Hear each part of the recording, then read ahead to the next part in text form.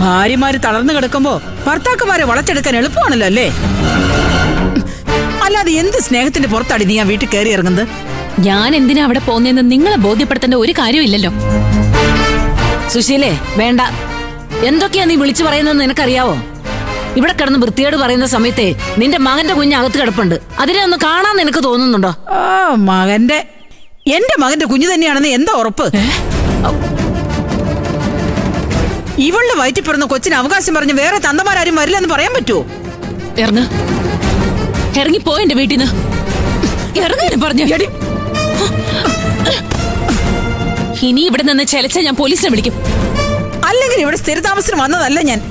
നിന്റെ ഇവിടുത്തെ പൊറുതി ഞാൻ ഉടനെ അവസാനിപ്പിക്കൂടി. ആഹാ, ദേ ഈ നാട്ടിൽ തന്നെ ഞാൻ ഓടിക്കൂടി, നോക്കിക്കോ.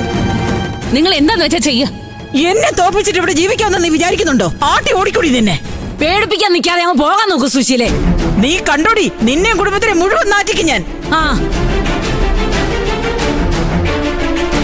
നിങ്ങൾ ഓർത്തു വെച്ചോ, നിങ്ങൾക്ക് ഞാൻ വെച്ചിട്ടുണ്ട്. നിങ്ങളൊന്ന് പോയി തരാമോ?